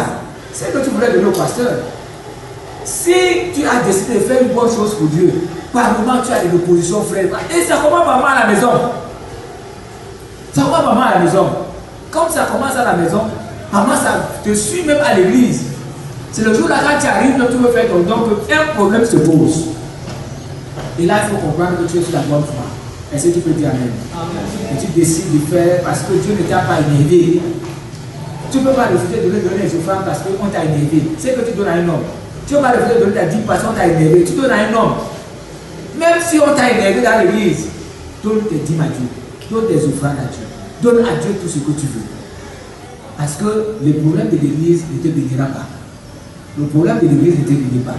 Mais Dieu à qui tu donnes ta dîme va te bénir. Est-ce que je me fais comprendre? Donc, évitez les discussions folles. Moi, je veux qu'après cette réunion, frère, on souhaite que cette église se redresse. En commençant par vos foyers. Vraiment, frère, qu'il y ait un redressement. Que dans les foyers, maintenant qu'on attend des prières, des chants de louange, pas des engueulades, pas des disputes, pas des cache-cache. Vraiment, si ça ne va pas là-bas, venez, on s'assoit en cause. Que de faire ce qui amène l'église à souffrir. Dieu doit se manifester dans cette église, mais pas avec ceux qui sont assis, mais c'est à travers nous. C'est à travers nous. Donc, il dit, il va y avoir des discussions folles, des généalogies, des querelles, des disputes à la loi, car elles sont comment inutiles et vaines. Et loin doit après un premier avertissement, un premier et un second avertissement, celui qui provoque des divisions, sachant qu'un homme de cette espèce est perverti, qu'il pêche en se condamnant lui-même. Celui qui provoque des divisions, c'est à votre travail qui, pardon, c'est votre travail qui vous élèvera. Là, c'est moi qui le dis. C'est votre travail. Si vous êtes à l'église, je rends grâce à Dieu parce que quand on a dit qu'on veut donner les pasteurs, plusieurs parmi vous ont dit que non, pardon, frère, attends encore. Je constate que vous n'êtes pas là pour rechercher les titres. Que le Seigneur vous bénisse. Voilà, vous-même vous avez compris que non, on attend encore. Mais comprenez que moi, j'ai besoin, je voudrais que si aujourd'hui on me dit que est-ce que tu as des personnes que tu veux recommander, comme ce conseil, je devais présenter certains parmi vous. Mais je ne vais pas les présenter pour certaines raisons. Il y a certains parmi vous que je vois encore qui sont colériques. Il y a certains parmi vous qui n'ont pas le Saint-Esprit. Et je ne pourrais pas vous présenter. J'ai fait mes raisons. On m'a demandé à mes reprises que tu n'as personne à présenter au conseil. J'ai dit parce que je sais que quand on va commencer à poser des questions, c'est moi qui serai humilié. C'est pourquoi je vous demande de vous mettre au travail. Que la prochaine fois, quand je vais vous amener au conseil, quand on va vous poser des questions, que étant assis, que je sente l'onction du Saint-Esprit descendre en moi, parce que vous allez répondre, parce que moi je sais quelles questions on va vous poser et comment vous pouvez répondre. Nous sommes allés dernièrement, on a présenté certaines personnes, l'opposition a commencé. Quand l'opposition a commencé, je suis parti. Parce que j'avais un rendez-vous. Je suis levé. Mais ce qu'on a présenté, il y a eu des discours. Je ne sais pas comment après ça s'est terminé. Le régional dit qu'il va leur donner les lettres s'ils sont. Oui, vas-y. Le régional dit qu'il va leur donner les lettres s'ils sont acceptés. Ok. D'accord. Donc, ce que j'ai dit est que nous devons nous appliquer à faire ce que Dieu veut. On a accepté qu'on leur donne les lettres, c'est bien. Mais moi, je dis que nous devons nous appliquer à faire la volonté de Dieu. Que même si les hommes ne nous élèvent pas, que Dieu nous élève. Amen. Alléluia. Moi, je vous ai toujours dit que j'ai fait un rêve. Avant qu'on ne décide même de m'ordonner pasteur, Dieu a appelé un ange. Il est venu et il a dit à cet ange, ordonne-moi cette personne pasteur. Et ce jour-là, cette personne m'a ordonné pasteur dans le rêve. C'est après plusieurs années que on m'a dit on va t'ordonner pasteur. Mais entre-temps, j'étais déjà ordonné pasteur. Je ne sais pas si vous comprenez. Donc, c'est ce que je vous dis. N'attendez pas que les gens soient là pour vous élever avant le temps. N'attendez pas que les gens vous élèvent avant le temps. Mais attendez que Dieu vous élève au temps convenable. Même si les gens ne vous élèvent pas et que Dieu vous a déjà élevé, ce qui est le plus important, c'est la présence de Dieu dans votre ministère. Ce qui est le plus important. Aujourd'hui, frère, je suis débordé. Parce qu'on me tire à gauche, on me tire à droite, on me tire à gauche. Ce que je veux, ce n'est pas des tirs. Ce que je veux est que quand je termine de travailler, que je vois Dieu se manifester, que je vois les gens se donner à Dieu, que je vois Dieu faire de grandes choses. Même si on ne m'a pas donné de responsabilité, moi ça ne me dit rien. Ça ne me dit rien. Parce que ce que je fais d'abord m'occupe tellement. Ça m'occupe. Donc, c'est votre manière de travailler qui vous élève là. Même si moi je ne vous vois pas, je vous vois. Mais je pense que si vous servez Dieu normalement, Dieu ouvrira les yeux pour voir. Donc, cessez de réclamer les pauvres. Ne réclamez pas. Ne réclamez pas. Laissez que Dieu vous accompagne. Si vous travaillez pour Dieu, Dieu va ouvrir les portes. Quand moi j'avais commencé l'œuvre ici, les gens ne comprenaient pas ce que je faisais. Dieu était allé me parler, il me dit, faites ceci, je faisais. Les gens ne comprenaient pas. Mais aujourd'hui, je pense que ceux qui étaient contre moi, si on leur demande de devenir pasteur principal ici, cette nuit-là, ils vont danser. Ils seront fiers pour venir rester là où quelqu'un a déjà souffert, là où quelqu'un a déjà saigné. Donc, je vous conseille de marcher selon les principes de Dieu. Si vous faites la volonté de Dieu, même si les hommes ne vous voient pas, Dieu vous voit. Ne cherchez pas la gloire des hommes. La gloire des hommes annule la bénédiction de Dieu. Moi, je préfère que tu écris ça. La gloire des hommes annule la bénédiction de Dieu. Parce que quand tu finis de prêcher, et tu attends qu'on dise frère, tu as bien prêché, tu as été content, vraiment, ma parole a touché, c'est fini. Tu ne peux plus être béni par Dieu. Mais les gens qui viennent te dire que tu as béni, dis à cela, rends gloire à Dieu, pas à moi. Parce que c'est le Saint-Esprit qui t'a utilisé, mais ce n'est pas ta chair. Frère, ta parole a vraiment mal touché. Hein? Vraiment, si la parole t'a touché, va d'abord la mettre en pratique. Ma parole a vraiment mal touché. M'a touché. Va d'abord mettre la parole en pratique. Donc, la gloire des hommes annule la bénédiction de Dieu. Quand tu sais la gloire des hommes, tu ne pourras jamais avoir la bénédiction de Dieu. Nous allons maintenant voir le grand problème que nous avons ici, c'est la communion fraternelle. La communion fraternelle. Normalement, si les choses se marchaient normalement, moi je suis occupé. Mais pour ceux qui ne sont pas occupés, on devait entendre, par exemple, devait dire que je suis allé chez Jules, mais on a passé des bons moments de prière ce jour-là et je suis rentré à la maison. On entend Jules dire que je suis allé chez David, pendant qu'on priait, le Seigneur nous a parlé. Vous voyez? Nous faisons des réunions aujourd'hui, nous n'avons plus la parole du Seigneur. Même dans les cellules où nous allons, il n'y a plus la parole. Et quand je regarde même les cellules, la cellule avait beaucoup de plusieurs personnes, mais je constate que ces derniers temps, comme si ça ne va pas, les gens ne viennent plus.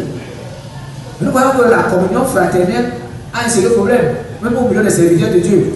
Et je suis très sûr qu'il y a certains parmi vous qui ne s'entendent pas.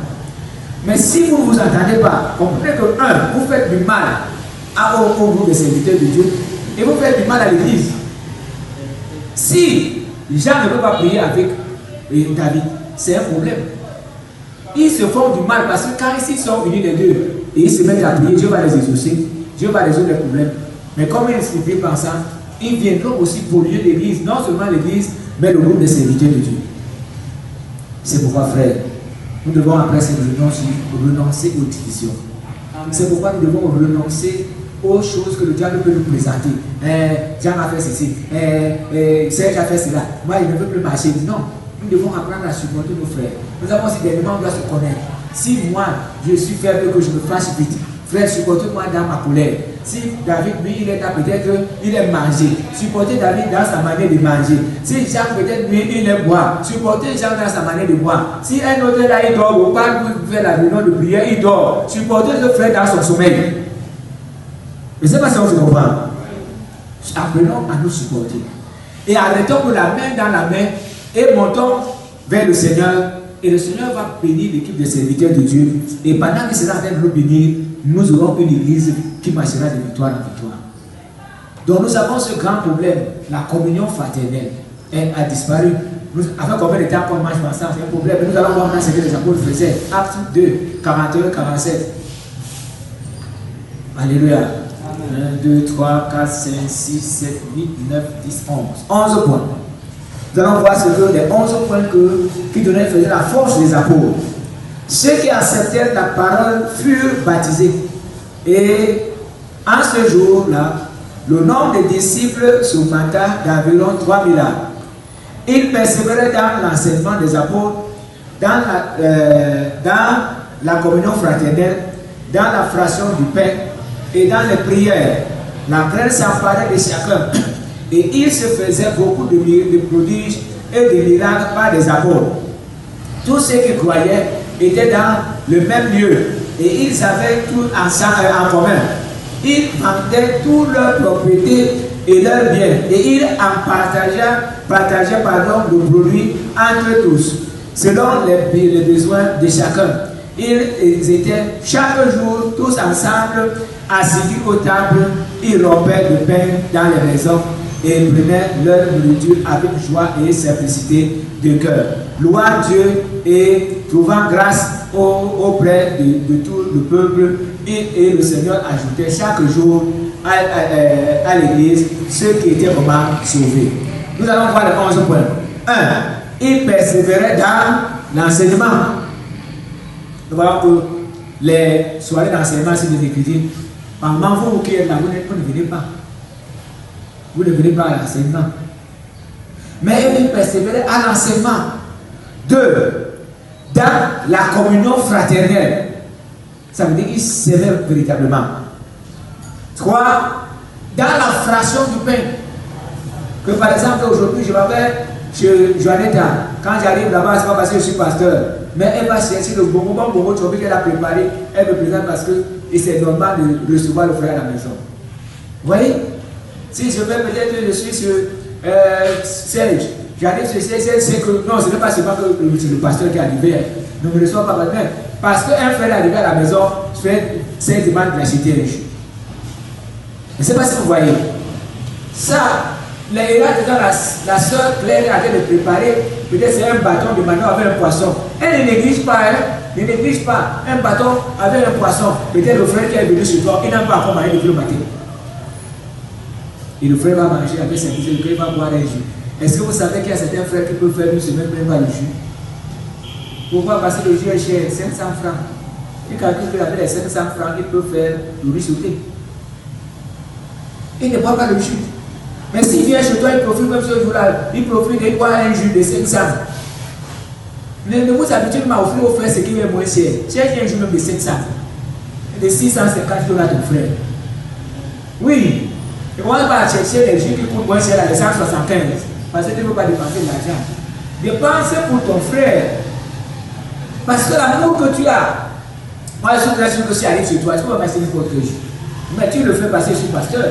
Mais non. Fais-le aussi parce qu'un frère est venu à la maison. Et donne-lui un bon jus. Si à manger, donne-lui à manger. C'est ça, la fraction du pain. Ils étaient fiers de se partager le pain. Ils étaient fiers d'être ensemble. Ils étaient fiers d'être ensemble. Et ils étaient, avant quand moi j'avais donné ma vie au Seigneur, il était difficile. Quand tu rendais visite à ton frère, tu pouvais faire la 3 heures. Mais je n'ai pas en train de parler des gens. Vous êtes en train de parler des expériences de la parole. Aujourd'hui, si vous voyez les gens, les chrétiens font 3 heures, c'est qu'ils ont déchiré le pasteur, ils ont terminé. Ils ont déchiré la femme du pasteur, ils ont terminé. Les enfants du pasteur, les frères à Christ. Après, ils ont déchiré la chorale. Ils étaient là, de casser un jour, il y a 2 femmes qui étaient en train de déchirer leurs soeurs. Et c'est comme si elles sortaient de la nuit de prière. Et ils ont déchiré les soeurs, la bavardée, comment. Après, ils ont commencé à adorer quand il y a dit Nani. Chanter quoi? Après avoir déchiré vos soeurs comme ça, là, vous chantez pour Dieu. 4e point, c'était la prière. Est-ce que nous voyons encore les serviteurs de Dieu, les femmes qui peuvent prier pendant 1 heure? Je dis 1 heure par jour. Que la femme de serviteur a bien prié pendant 1 heure pour le ministère de son mari. Est-ce que vous savez, vous les femmes de serviteur, moi je vous demande, s'il vous plaît, craignez Dieu, marchez dans la crainte de Dieu. Parce que vos maris chassent les démons. Si les démons là ratent votre mari, ils peuvent entrer chez vous. Et c'est pour ça que vous voyez dans notre milieu, regardez, les femmes des serviteurs de Dieu sont malades. 80% ont des maladies incurables. Vous voyez que c'est pour bien. Vous voyez d'autres avec des béquilles. C'est bien. C'est pour ça que je vous avertis, vous pouvez entrer d'entrer là. Priez le Seigneur. La fiancée de grâce, il faut prier. Parce qu'il ne faut pas que tu sois la vie des médecins. Il faut prier. Parce que les démons qu'on chante au nom de Jésus, quand ils sont là, comment acheter que je vais entrer où? Si tu trouves que la femme du serviteur est disponible, il va entrer. Quand il va entrer, ton mari va crier. Hein. Parce qu'il ne veut pas entrer, mais à cause de ce que tu fais, il a entré. Parce que toi, tu n'as pas mis la barrière. C'est comme ça que vous voyez les femmes des serviteurs de Dieu sont malades. Mais allez dans leur maison, vous allez leur poser des questions. Elle ne prie pas avec le mari. Elle ne prie même pas pour le ministère. Et elle vous demande même de jeûner, elle ne jeûne pas. Comment les démons ne vont pas entrer la mer? C'est pourquoi, soyez des femmes de feu. Les femmes n'ont pas dit Amen. On dit la crainte, ça paraît de chacun. Donc c'est chacun qui avait la crainte de Dieu. La crainte de Dieu, c'est faire quoi? C'est la haine du mal. Chacun avait la crainte de Dieu. Maintenant, ils étaient en un seul lieu. Ils avaient tous en commun. Aujourd'hui, c'est possible. Parce que si on me dit maintenant, vends ta voiture, vends ta maison. Maintenant, on va trouver un cas là-bas chez BS, puis tous allons faire un cas devant sa cour. Ça sera compliqué. Est-ce qu'on va avoir les enfants à l'école comment? Avec notre situation, ça sera compliqué. Même si on vend ma voiture, on vend mes biens, on va vendre tout ce que vous avez. Il sera impossible pour nous de vivre ensemble à notre aise. Mais eux, ils avaient tout vendu. Ce que nous devons faire maintenant, c'est que les jours de réunion, nous devons être ensemble. Comme nous ne pouvons pas être ensemble dans les mêmes maisons, que cette chaleur-là se ressent. Qu'on soit ensemble le mercredi. Qu'on soit ensemble les jeudis dans les cellules. Ensemble le vendredi à la prière. Frère, je vous dis, la manière que je suis occupé pour Dieu m'amène à ne pas me soucier. Parce qu'avec les épreuves que j'ai, je ne vais pas avoir le corps que j'ai. Je ne vais pas. Mais la manière que je suis occupé, je vous donne un exemple ce matin. Je suis sorti du baptême. Maintenant que je sors du baptême, je veux, quand je venais, quelqu'un m'appelle, il me dit qu'il a quelqu'un qui a des problèmes qu'il doit recevoir. J'ai dit 10 heures. J'arrive à la maison, je constate que je dois faire la lessive. Maintenant, pendant que je suis en train de faire, je constate qu'il est 10 heures moins 10. Il faut que je termine rapidement parce que 10 heures moins 20, la personne doit arriver. Pendant que j'ai terminé, je regardé le sou. Voilà la personne qui est entrée avec la soeur. Je reste avec la personne. Pendant que je suis en train de causer avec la personne, je constate que je dois aller prier pour un malade à lundi. C'est voyager. Lundi, ce n'est pas ici à côté. On voyage pour arriver là-bas. Alors il faut que je le fasse. Dès que j'ai fini avec la personne, parce que ça va tellement plus de temps, j'ai quelqu'un qui est tué par les démons, qui voit des choses que nous ne voyons pas. Il a fallu que je l'écoute et qu'il me dise vraiment ce qui se passe, comment il est utilisé, comment il agit avec les démons, comment il souffre. Donc, j'ai fini avec lui, j'ai prié pour lui, je lui ai donné un devoir qu'il devait faire. Demain, il doit venir à 14 h. Maintenant, je prends la route, je m'en vais aller. Pendant que j'arrive à lundi, je commence à regarder l'heure, je vois que je risque de ne pas arriver ici à 15 h. Alors, mais il fallait que je passe encore sur le mécanicien, vu que tu as traversé la voiture hier, mais il y a un coup. J'arrive là-bas, on me dit qu'on veut voir, mais on va voir ça peut-être les mardis. Je dis que non, non. Là, on est maintenant, on ne peut pas traverser la voiture. Je demande la voiture. Oh. Dès que j'arrive ici, je n'ai même pas le temps de manger. Ce que j'ai pu faire là-bas, vous savez que même ce qu'on a fait, je n'ai pas le temps de manger. J'ai pris l'avocat et un peu de pain. Voilà, me voici dans l'église. Dis-moi, je n'ai pas le temps. Et là où je suis maintenant, on m'attend quelque part à 18 h. Vous voyez, ce qui fait que tout ce que je fais comme ça, c'est pour lui. Ce n'est pas pour moi. Et pendant que je suis occupé comme ça, c'est comme ça que Dieu ouvre mes poches, que je ne manque pas de l'argent. Il envoie souvent de l'argent des chemins que je n'attends même pas. Moi, je ne suis pas habitué à donner. Il y a des moments où je peux rester, les gens me donnent difficilement, mais quand Dieu ouvre les portes, il me donne. Et c'est comme ça que Dieu veille sur moi pour ma santé. Il veille sur la santé de ma famille, il veille sur la santé de mes petits-fils, mes enfants. C'est comme ça. Si aujourd'hui vous n'êtes pas occupé pour Dieu, vous allez souffrir même pour avoir ce que vous devez avoir gratuitement. Parce que vous êtes seulement occupé pour vous-même. Le matin, c'est votre maison. À midi, c'est votre maison. Le soir, c'est votre maison. Le jour, c'est vous-même. Où est la place de Dieu? Où est la place? Et je suis allé à lundi voyager. Pourquoi? Parce que j'entends que quelqu'un est en danger. Et cette femme-là a rêvé qu'on l'a poignardé la nuit au dos. Sa fille a construit une maison, une belle maison, pas le jour où elle a été seulement qu'il a accompagné avec la voiture, une très belle maison. Je suis arrivé là-bas avec maman qui était pauvre aujourd'hui. Elle est dans une grande et belle maison que sa fille a construite. Elle a fait ces 3 jours. Dans la maison, on l'a poignardé ici. Elle s'est réveillée, ça ne va pas. Ça ne va pas, ça ne va pas, ça ne va pas. On l'a apporté du temps, ça ne va pas. Quand j'ai appris, il y a dit non, il faut que j'ai appris pour elle. Et ça, c'est pour aller sauver une âme que le diable veut voler. C'est une sœur de l'église de PK9. Quand elle m'a appelé, elle m'a dit, c'est les enfants qui m'ont appelé, les enfants m'ont dit que maman, ça ne va pas. Je suis allé prier pour elle. Et je crois que mon Dieu n'a eu souci. C'est pourquoi ils disaient encore quoi, ils étaient ensemble, dans un même lieu. Ils partageaient le produit entre eux. Ils étaient ensemble assis au temple. Et ils rompaient le pain dans les maisons.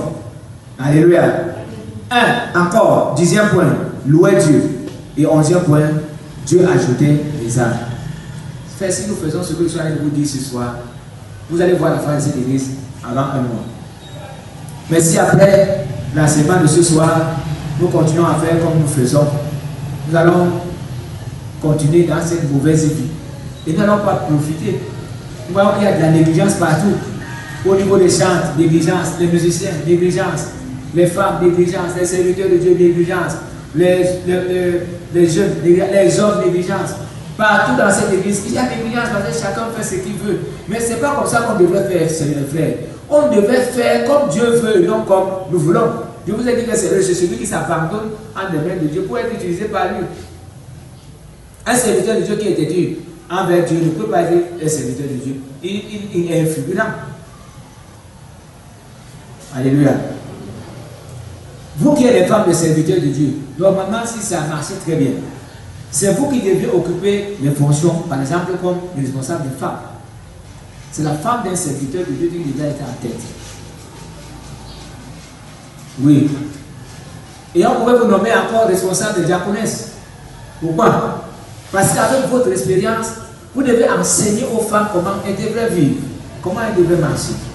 Et avec votre expérience, vous devez aider les diaconesses, comment elles doivent être ensemble. On ne doit pas prendre une simple laïque pour la mettre responsable des femmes. Même en la mettant, on devrait mettre la femme d'un serviteur de Dieu comme ce n'est pas nous que le serviteur de Dieu est responsable du groupe de femmes. C'est la femme d'un serviteur de Dieu qui devait être responsable et coordinatrice du groupe des femmes. À cause de son expérience. Mais ce qu'on me raconte est que vous n'êtes même pas dans le groupe de femmes. Vous voyez que c'est mauvais. Vous devez entrer dans le groupe de femmes. Je négocie pas avec vous. Vous devez entrer. Et votre expérience doit amener les femmes à être là. Parce que vous devez venir avec l'enseignement. Vous devez venir avec la connaissance, avec la sagesse. C'est comme à l'école. Hein, Claire? Si ton enfant que tu enseignes est plus sage que toi à l'école, tu vas l'enseigner. Que tu arrives à ton enfant, c'est CM2. C'est nous comment dire que les mathématiques, c'est comme ça. Et il y a les trucs de. Tu mets une opération au tableau, c'est l'enfant là qui t'enseigne. C'est normal. Hein? C'est pourquoi nous qui sommes devant le Seigneur ce soir, nous devons être ceux qui lisent la Bible plus que tous les chrétiens. Amen. Je vous dis la vérité. Ceux qui prient plus que tous les chrétiens. Ceux qui jeûnent plus que tous les chrétiens. C'est nous, à nous de les enseigner ces choses. C'est à nous. Et s'il y a des serviteurs de Dieu qui ne parviennent plus à jeûner, ne parviennent pas à méditer la parole, ne parviennent pas. Et que c'est les chrétiens qui commencent à nous enseigner. Qu'ils nous enseignent la parole. C'est vraiment, c'est l'eau qui est en train de monter au lieu que l'eau descende. Donc nous allons lire un autre verset dans le livre de Jean, chapitre 1, Jean 1, 1 à 4, qui montre, je pense que c'est le dernier point que je vais traiter ce soir, parce qu'il ne faut pas que je vous boule la tête avec beaucoup de paroles. Le serviteur de Dieu doit être un exemple et il doit avoir plus d'expérience que les serviteurs chrétiens. Donc le serviteur de Dieu et la femme du serviteur de Dieu doivent avoir plus d'expérience que les serviteurs chrétiens. Est-ce qu'on se comprend? 1 Jean 1, 1 à 4. Ce qui était dès le commencement, ce que nous vous avons ce que nous avons entendu, ce que nous avons vu de nos yeux, ce que nous avons contemplé et que nos mains ont touché concernant la parole de vie, car la vie a été manifestée et nous l'avons vue et nous lui rendons témoignage et nous annonçons la vie éternelle qui était auprès du Père et qui nous a été manifestée. Ce que nous avons vu et entendu, nous vous l'annonçons à vous aussi, afin que vous aussi vous soyez en communion avec nous. Or, notre communion est avec le Père et avec son Fils Jésus-Christ. Et nous écrivons ces choses afin que notre joie soit comment parfaite. Première chose, ce qui était dès le commencement, ce que nous vous avons fait comment, ce que nous avons donc c'est vous qui entendez les premiers. Ce que nous avons entendu, ce que nos yeux ont vu, ce que nous vous avons fait comment, nous avons contemplé. Nous l'avons vu et nous lui rendons témoignage. Ce que nous avons vu et entendu, nous vous l'annonçons. Donc c'est eux qui annonçaient, ce n'est pas ceux-là qui les annonçaient. C'est nous qui vous annonçons ce que nous avons vu, ce que nous avons entendu. C'est pour ça que je vous dis que vous devez être plus expérimentés que cela. Ce que vous avez appris, ce que vous avez entendu, c'est ce que vous les enseignez. Et il dit encore, afin que vous aussi, vous soyez en communion avec nous. Donc en les annonçant ce que vous connaissez, pour que eux aussi deviennent comme vous. Notre communion est avec le Père et avec son Fils Jésus-Christ. Frères, voilà ce que Dieu voudrait que nous devenions, après tout ce que j'ai dit, nous devons vraiment changer notre manière de faire.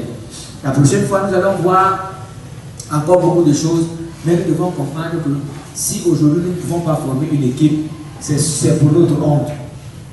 Nous devons former une équipe.